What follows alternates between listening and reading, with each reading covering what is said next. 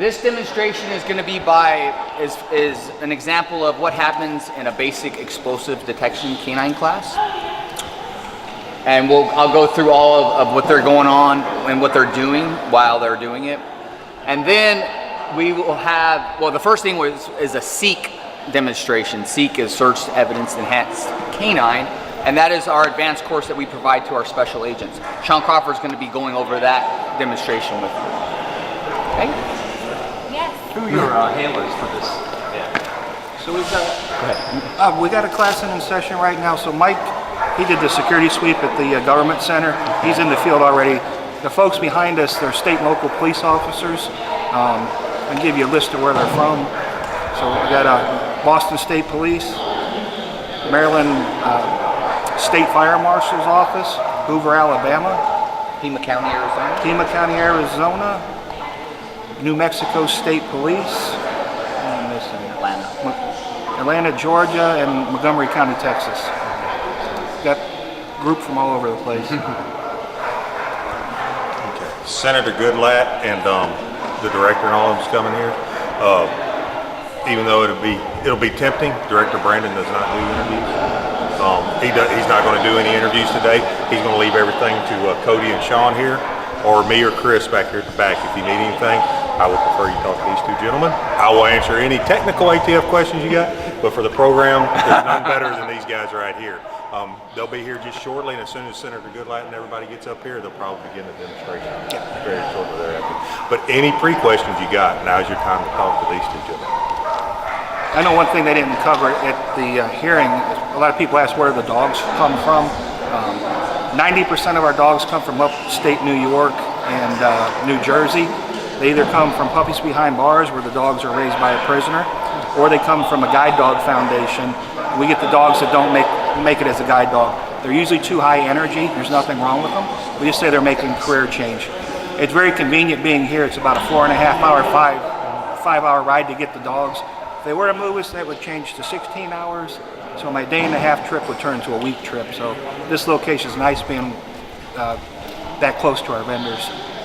Is there any particular breed that works better than others? We strictly use Labrador Retrievers. We get them when they're about 14 months old, male, female. If we look at breed history, they're hunting dogs. So if I have a gun in a school or an explosive device in the school, it's in a locker, dog's hunting with its nose to find that odor. So why not use a hunting dog to hunt for explosives? And then the other thing to add to Sean's is we do get our majority of our dogs from the Guide Dog Foundations. They have a thorough background and history, the breeding, everything that goes into it to try to make up a really good dog for a blind person.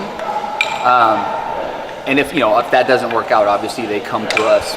But if they should later on in life develop some type of genetic anything, we report that back, and then they will go back into the bloodlines on how they bred and eliminate what needs to be eliminated. So it's great that we have such a the bloodlines go back. I think they're on like generation 30 now. Yeah, it's like 30 generations. So you know what kind of good dog that you are acquiring.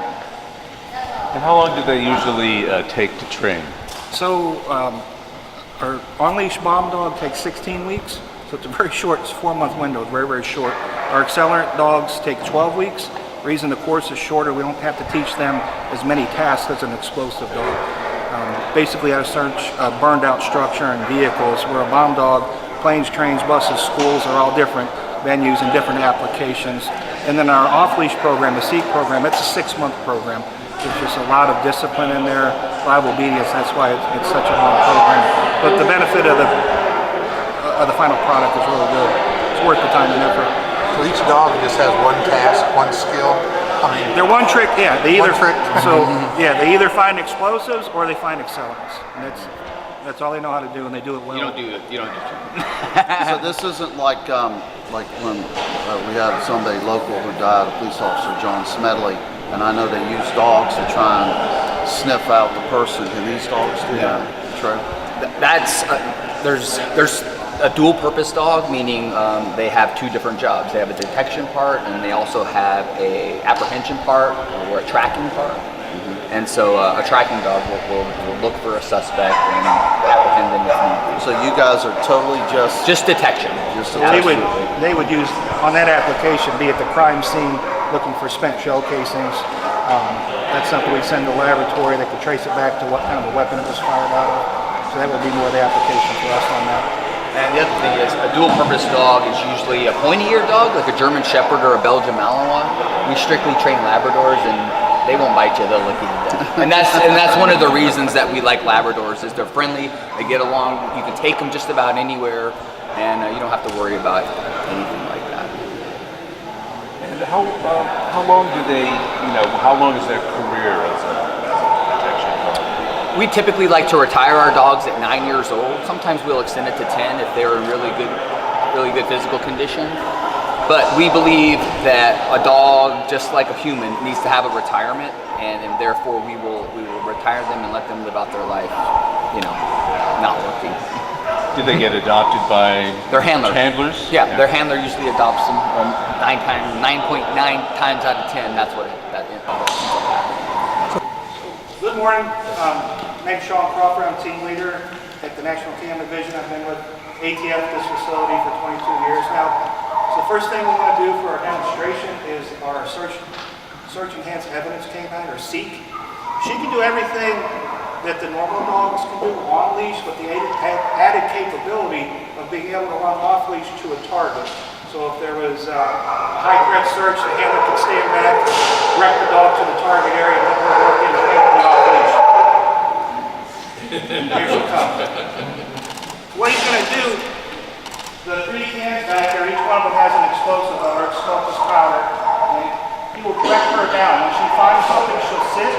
He's got a whistle, he'll blow, she'll run back, get her food. There's actually directional control that he can move her from one target to another.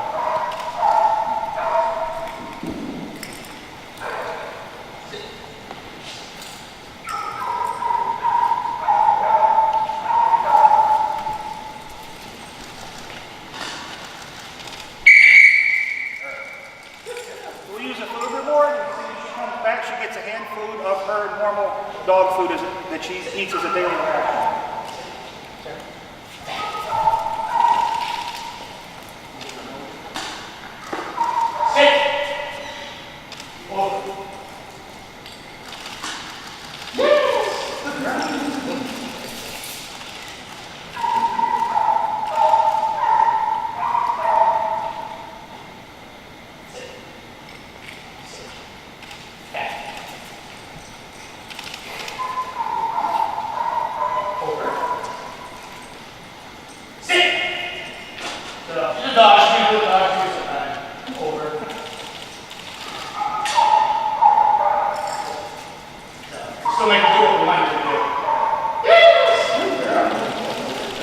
With that capability there, if she was on, like, say, the sweep of a command post perimeter, if she found a device, he can now direct her to keep searching and clear the area. So that's what that capability is for. So all 3 of those cans have explosive. Yes, sir. They all have smoke with powder in them.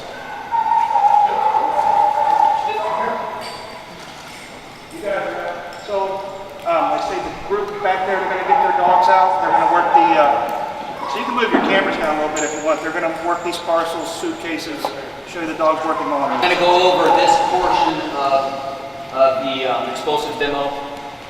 This is a basic explosive class. We imprint those dogs for 6 weeks. We then train them and the dogs for an additional 10 weeks, and then they return to the field. This class is, with the exception of one, all state and local handlers who live all over the country: New Mexico, Georgia, Montgomery, Alabama, New Mexico. What that means to us is they come here and get their dogs from us, and they go back out into the field, and then they support our ATF field, which is basically a force multiplier.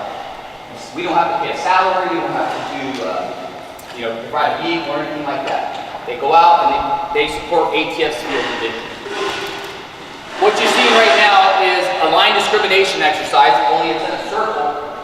In 10 of those hands, you will have distractors, things that dogs are going to come in contact with on a daily basis. Different foods, different products, hairspray, things like that. We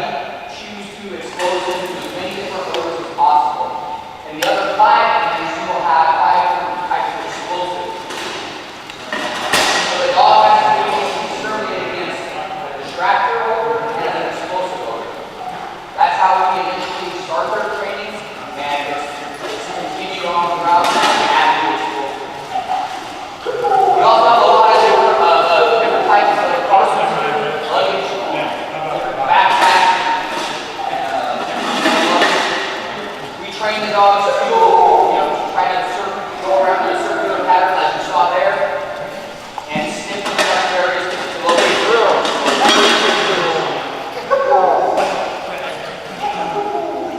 And these are just a few of what we do on a regular, consistent basis. Not to take the dogs out of field searches, open field searches, warehouses, stadiums, different types of events, different things like that. The rest of these are easy to take part of. You'll see this gentleman working boxes. A lot of types of that.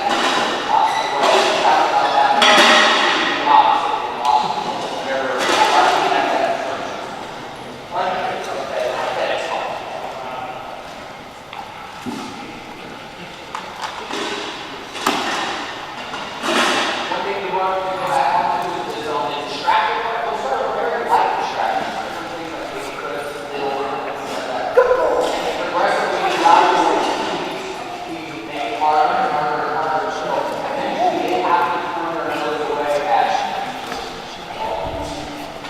some of the things that can you imagine the dog?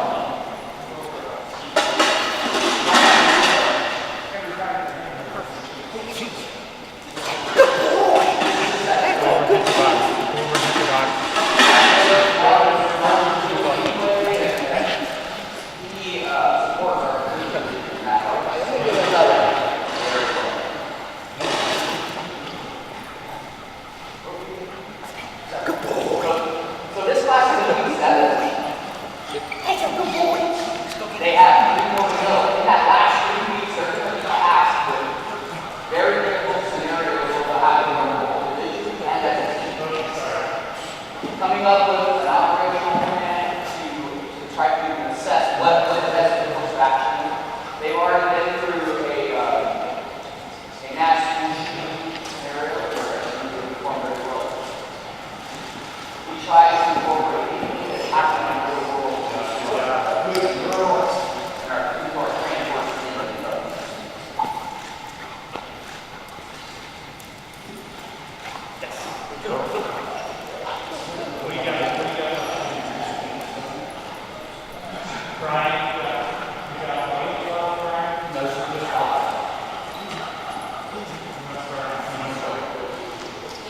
Sir, the only time that these dogs get fed is their dog food. So you see the bag that's on the handler's belt. That is where their ration of dog food is fed throughout the day. So it's very important that we create several different training scenarios throughout the day in order for them to get their full ration. They're not like you and I have at home where they eat twice a day out of the bowl. The only time that they get fed is when they find out. Absolutely. And that's why we choose Labrador Retrievers, because they're a friendly, hardy breed and they love to eat. You have to be really careful at home not to leave anything out because, as you can imagine, they'll probably eat wrong.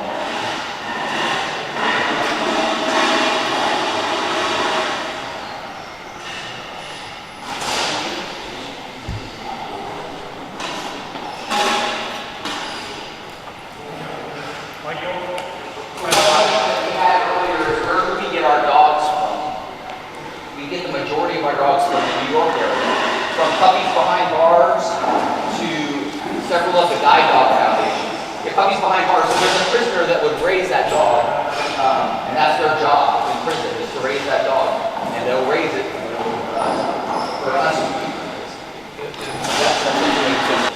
When we are running a class, we are here every single day for the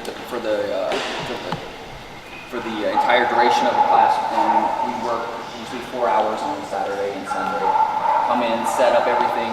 Have them run simple exercises like this usually, which we call maintenance training. Because on the weekends, everything, businesses, local businesses, and everybody that supports us are usually closed. So we'll run maintenance training like this, give the dogs lots of exercise, and then send them on their way, usually by about noon. It's kind of neat in this particular class, the dog on the boxes, the two back there, they're all litter mates. Dogs on an 8-hour shift would probably spend 6 hours outside, which is why this location is so important. Pristine. We have one of our employees is down there this week, or last week doing explosive course. It was 112 Friday with 87% humidity.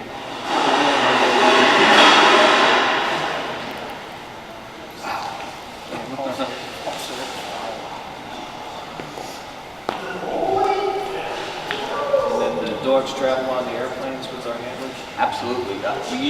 They usually try to get a bulkhead seat where that wall is, and the majority of the airlines are quite accommodating with that, especially if there's an incident that they happen to get to right in a timely manner. In addition to what we do here, we also work, or the other branch, out of this office. That's where I usually work, and it's called the National Order Recognition Test, where we go around and we offer training to the state government.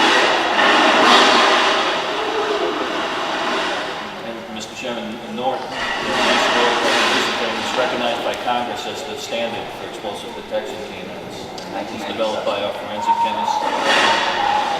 Tried to come up with a standardized way of testing non-ATF dogs, and we're on the road 14 weeks a year doing just that job. We also go out around the country and recertify all of our ATF handlers because they have to be recertified once a year, and our accelerant handlers as well, which we haven't really talked about. So we've got, right now, we have 55 fire departments in the United States that have one of our accelerant protection canines. I got a call from a guy out in Colorado last week. He worked a large crime scene. The dog alerted 15 times. He sent the samples to the laboratory. All 15 came back positive for gasoline, so they know it was an intentionally set fire. So they had spilled gasoline in 15 different spots around a building To create an intentional fire. Yeah. So when the firemen come in with that big line and they hit it, the gas just sprays everywhere. So she just found samples all over this residence. That's just one wouldn't small detect any other way. But they talk to the old timers. They used to scoop handfuls of fire debris and smell it.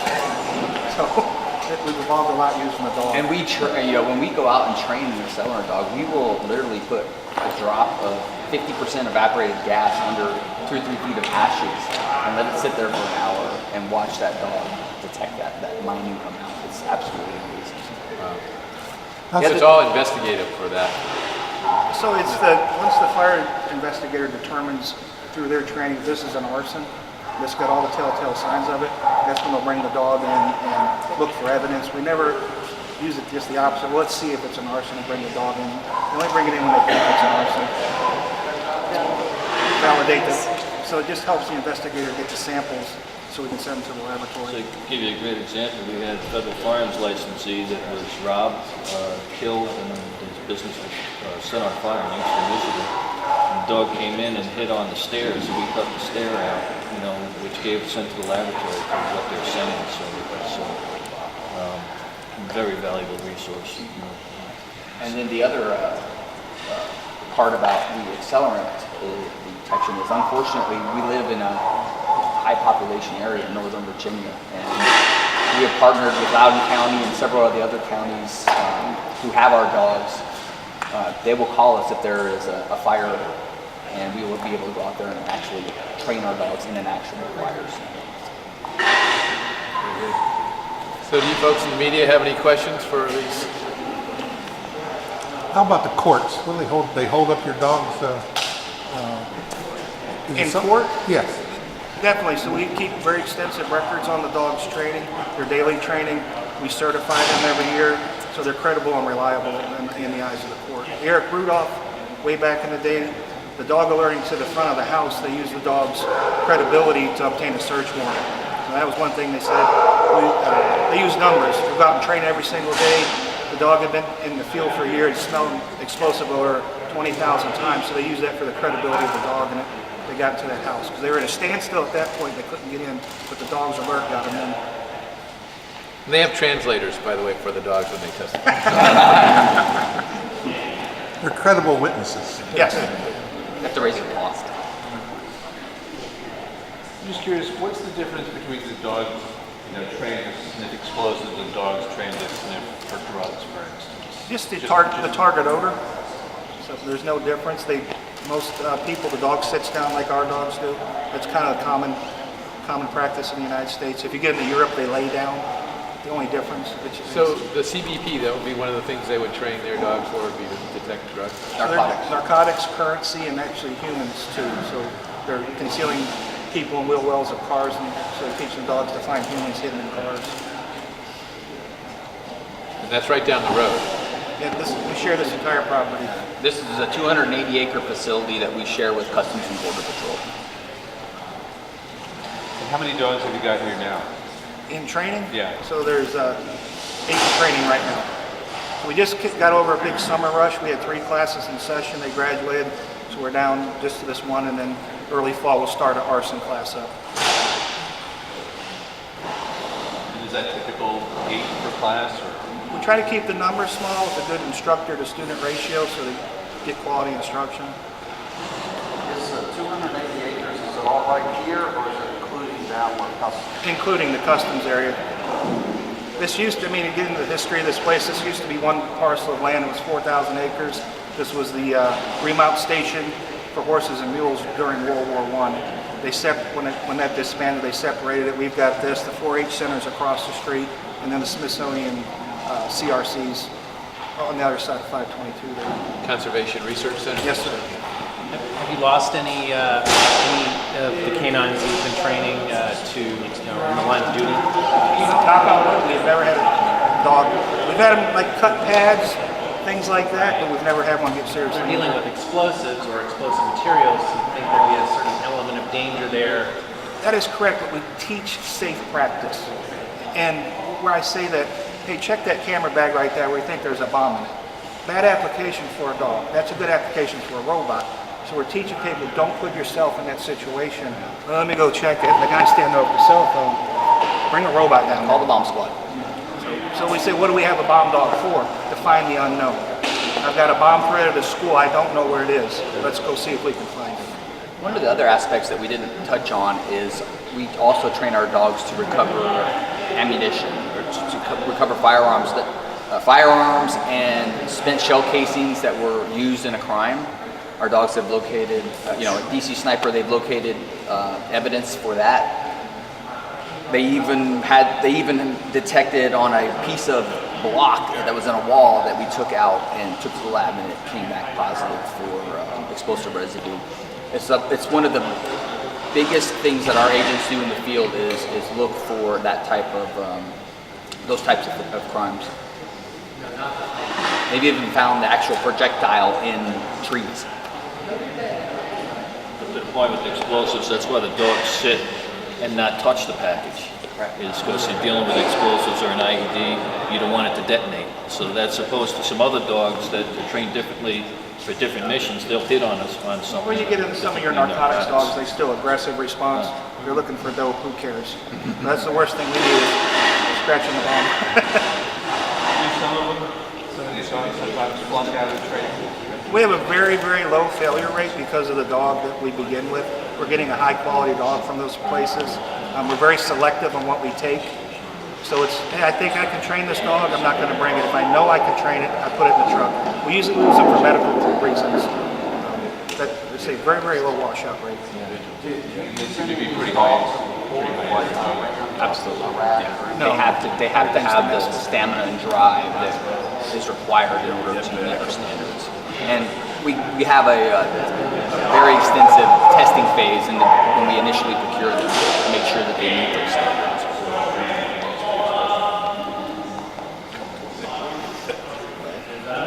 Do you have any quick little tests when you were picking up these dogs? I remember talking to someone here years ago that if the dog wouldn't fetch, it wasn't a good candidate or something like that, or wouldn't play with the handler. Probably one of our biggest things is sound sensitivity. So we'll check. That's one of the big keys for me. If a dog's sound sensitive, it's very, very, very hard to fix. And if they're out in an operational environment and a car backfires and they're, ooh, what was that? And they're doing that the rest of the day. The dog's thinking about that noise and not using its nose. So You wash them out before they ever get here. Exactly. And one of the biggest things that we look for is if they have a desire for food. If they don't if they don't like eating, then they're not going to make it in our methodology.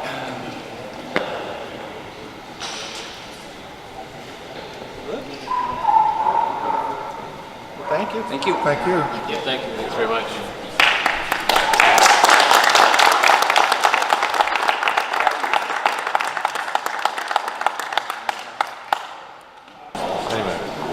Congressman Goodlatte, I know you might not want to say, but who's the people behind moving all this? I mean, why? I mean, is this a political move, or Well, without naming is this a pork barrel type situation?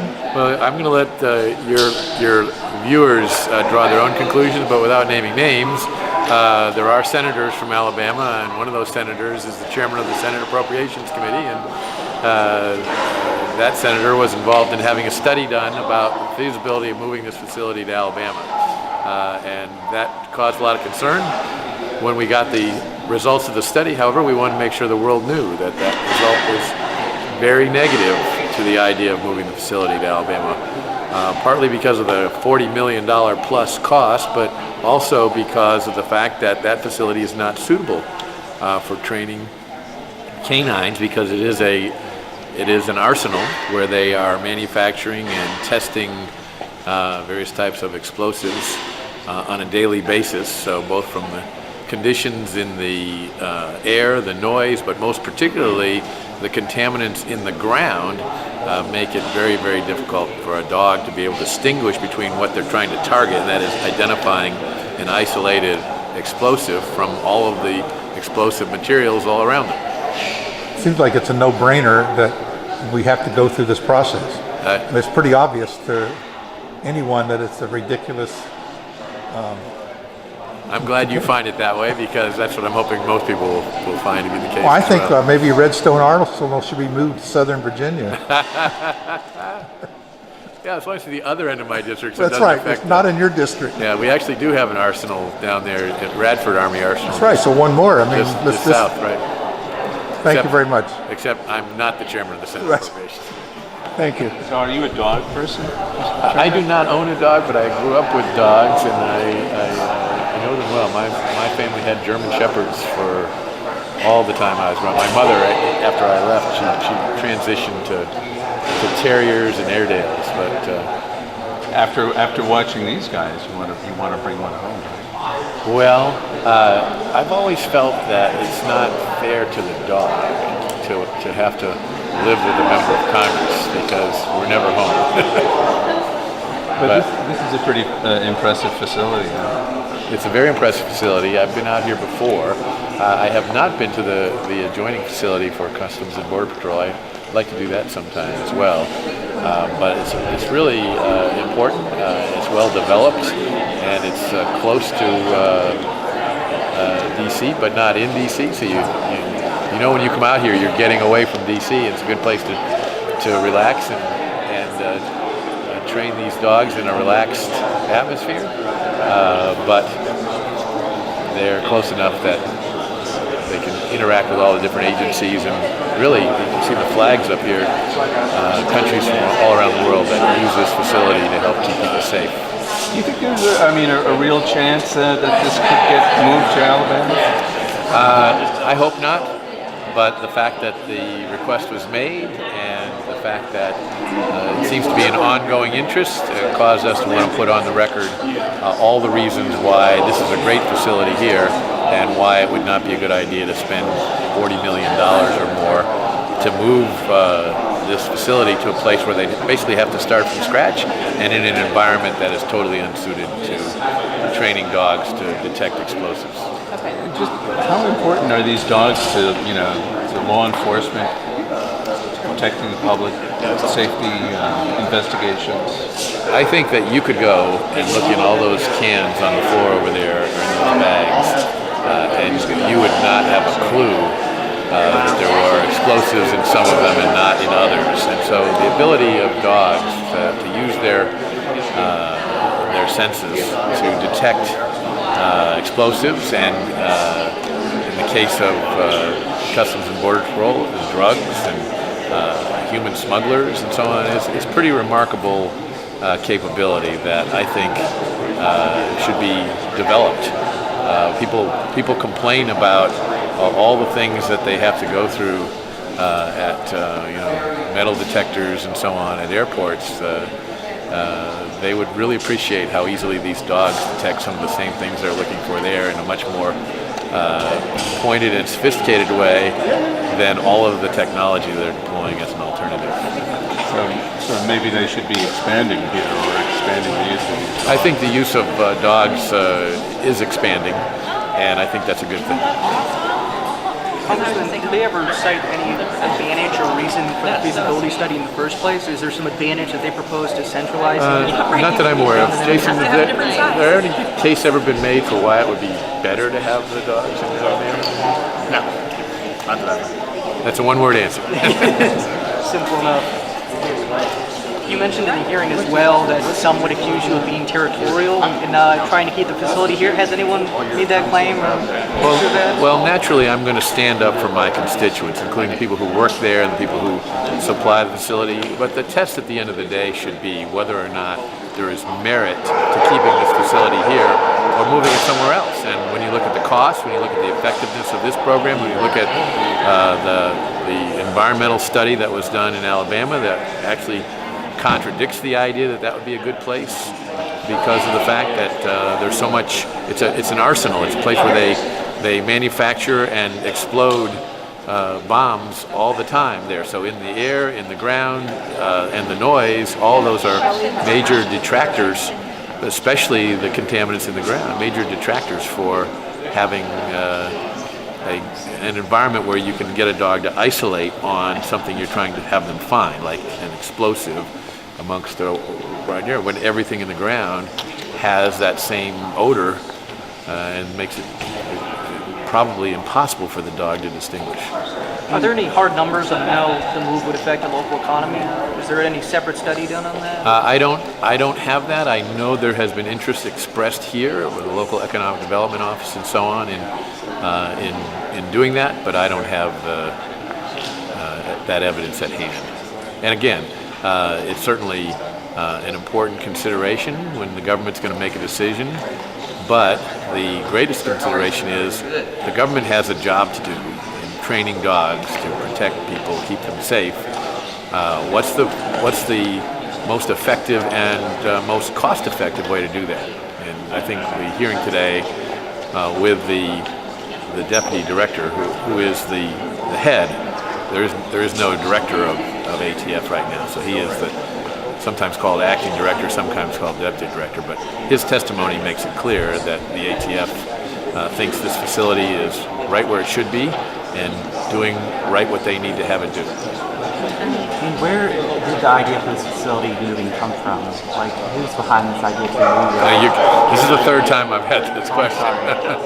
So there was a study requested by an appropriations bill to have the United States Senate to have the ATF do the study. They contracted with an independent contractor to do it, and the contractor concluded that it was a bad idea to move the facility, that the environmental considerations down there are bad. But there are only 2 United States Senators from Alabama. Only one of them is chairman of the Appropriations Committee in the Senate. So, Do you think this would come up for vote or consideration or discussion in within the next few months or so, or is there any kind of ETA when this might come? Or do you think the study might just put it? Study's been done. Beyond that, I can't speak for the Senate. Okay.